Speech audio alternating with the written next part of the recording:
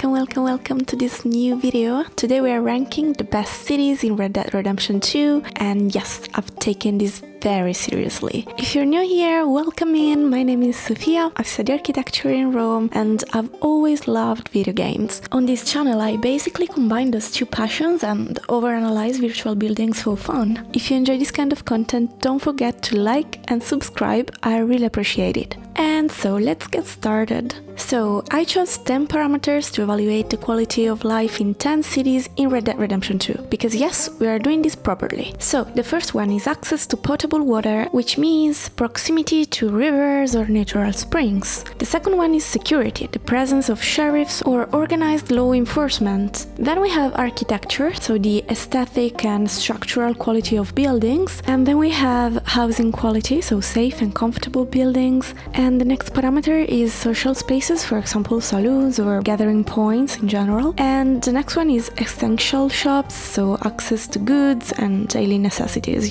Then another very important parameter is transportation, so for example train stations or infrastructures in general. Then we have healthcare, so the presence of doctors, and urban greenery, so for example vegetation, trees, parks. And the last parameter is pollution and environmental quality, so air quality and street cleanliness, for example. And so that said, let's start with the worst city in Red Dead Redemption 2. As I already hinted in my shorts, in my opinion the last place goes to Ansorg. That is a town built exclusively around coal mining. Its residents are mainly miners and their families, so let's evaluate it. Let's start with water. So technically Ansorg is located near a lake, but would I drink that water? I don't think so.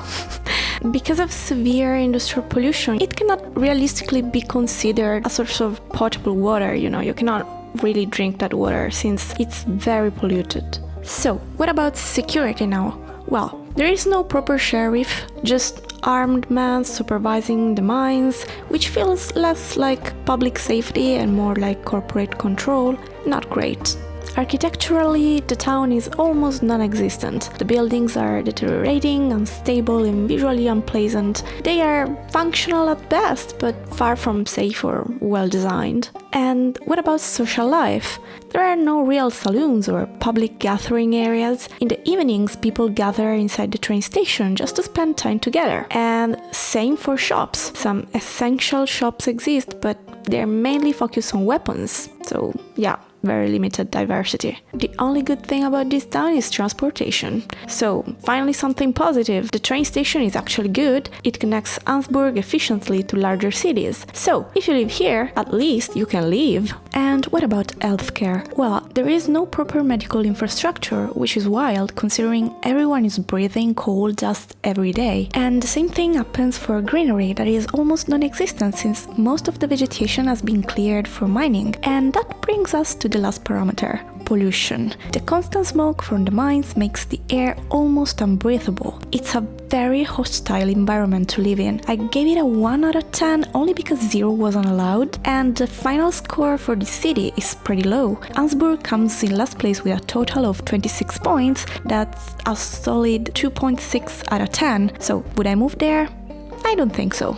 And now let's move on to the next city, Lagras. Lagras is a tiny, humble settlement located right in the middle of a swamp, and just like Ansorg, the fact that it's surrounded by water does not automatically mean drinkable water. Swamp water is biologically risky, full of bacteria, and unless it's filtered and boiled properly, it can cause serious diseases. So, once again, the score for water access is pretty low. And what about security? Technically, there is no sheriff there, but it's also such a small settlement that not much really happens. Well, unless you count being eaten by an alligator, but let's be honest, that's a possibility. Also because, guess what? There is no doctor here. And what about architecture and housing? Aesthetically speaking, architecture here is almost non-existent. We are talking about wooden houses elevated from the ground, and of course they are built for survival and not for beauty. And honestly, they don't look particularly comfortable or safe either. Of course they do their job, probably, but luxury is not part of the package. And what about social life? Well, there are no real gathering spaces, so no saloons and no structured social areas. And the same happens for shops. There is basically one bait shop and that's it. So unless your main hobby is fishing, your options are very limited. And same happens for transportation. We have no railway here, so if you don't have a horse, you're basically stuck here. But now let's go to something positive.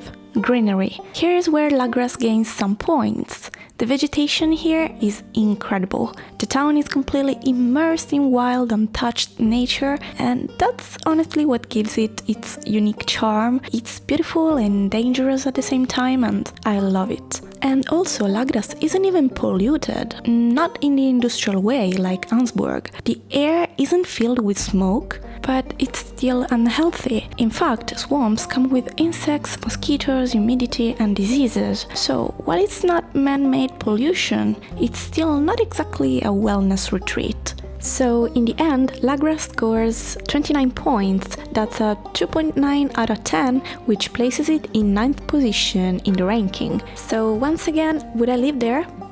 I don't think so. And now let's move on to Vanor. This is a controversial one. A lot of players love it, and some even say it's the most beautiful settlement in the entire Red Dead Redemption 2, but looking at it from a urban planning perspective, honestly, it doesn't completely convince me. Sure, it has that old west face, rough cinematic charm, but living there, I'm not so sure. Let's start with water. Vanor sits on the same river as Ansorg, which means yes, pollution is still a concern, but it's definitely less polluted than Ansorg since there are no mines or heavy industries directly contaminating it. But still, it's not exactly pristine mountain spring water. But don't worry though, as long as the saloon has whiskey, dehydration won't be the main issue. Also because we have bigger problems here, such as security. Security in this town is interesting. There is no sheriff, no real law enforcement. It's pure Old West logic, so basically everyone handles their own justice, which sounds romantic until you realize bar fights are basically part of daily life. So safety? It depends on whether you have the fastest gun. Architecturally speaking, the buildings are deteriorated and almost collapsing. Honestly, it's impressive they're still standing. That said, I have to admit something. There is a strong identity here. It feels authentic and atmospheric, and the lighthouse gives this place a strong visual signature, so I can't completely fail it aesthetically. But comfort, that's another story. Some of these buildings are missing alpha roof. We are not exactly talking about cozy living conditions, and also essential shops are limited. Unless your diet consists entirely of whiskey, I don't think you're going to survive here. But we also have some positive aspects, just like transportation. In fact, this settlement actually has a railway and even small docks and ports. Also, greenery is actually a positive factor. The surrounding areas are still rich in trees and nature. Unlike Ansorg, the environment hasn't been aggressively exploited, and that definitely improves the overall atmosphere. Also, industrial pollution isn't dramatically high here, even though Vanor doesn't look particularly clean or hygienic. So, even if the air isn't filled with coal smoke, it's still not exactly healthy living. But after all, who cares about getting sick or having a doctor in town when there is whiskey at the saloon? So, in the end, Vanor scores 37 points, that's a 3.7 out of 10, which places it in 8th position in my ranking. So, once again, would I live there? For the aesthetic? Maybe, but for actual daily life? Probably not. And now let's move on to the next city, Armadillo, a town we first got to know in Red Dead Redemption, and that in Red Dead Redemption 2 we see during one of its darkest moments when it's almost destroyed by disease. Let's start with water. Armadillo is located in the desert, so potable water is already a challenge. You'd need wells or to collect rainwater, but here water availability isn't even the main issue. The real problem is that the water itself is contaminated by the epidemic that's wiping up the town, so even if you find it, you probably shouldn't drink it. Security is also complicated. There was a sheriff, but he either gets killed by bandits or resigns, depending on your choices. So not only is the town nearly empty because of the disease, but it's also basically without law enforcement, which really doesn't help.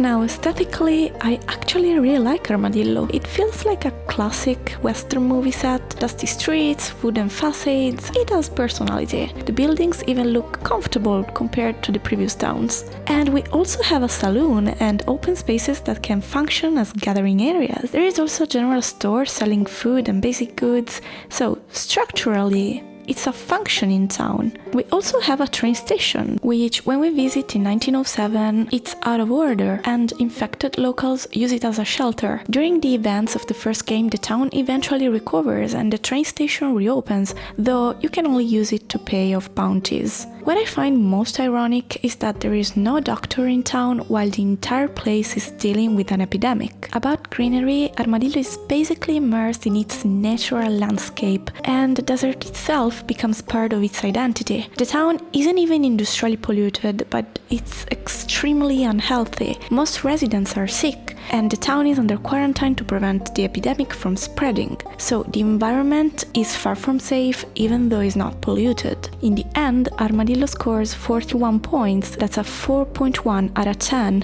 which places it in 7th position in my ranking. So would I live there? Probably not, but mainly because of the disease. But I really like the aesthetic.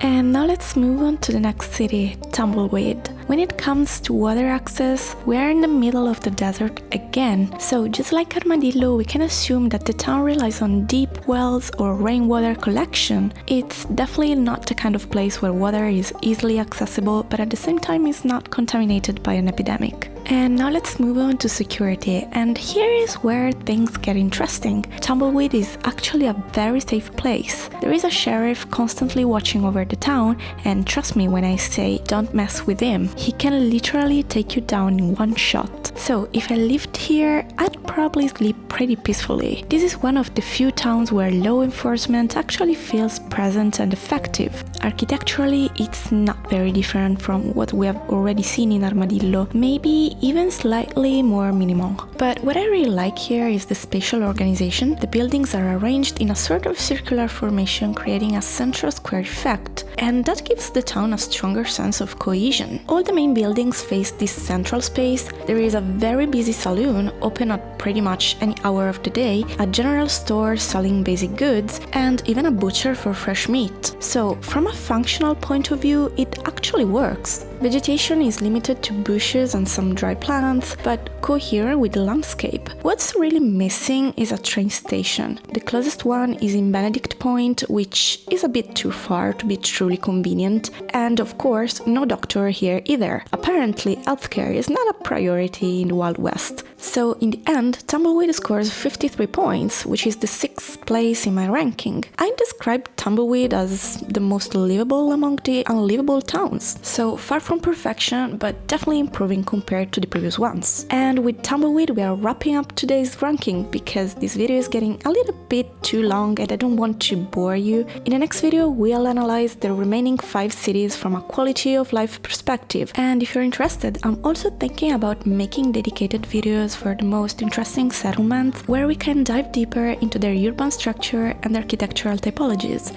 As always, this ranking is completely personal and I'm very happy to hear different opinions. That said, thanks for watching and I will see you in the next video. Bye!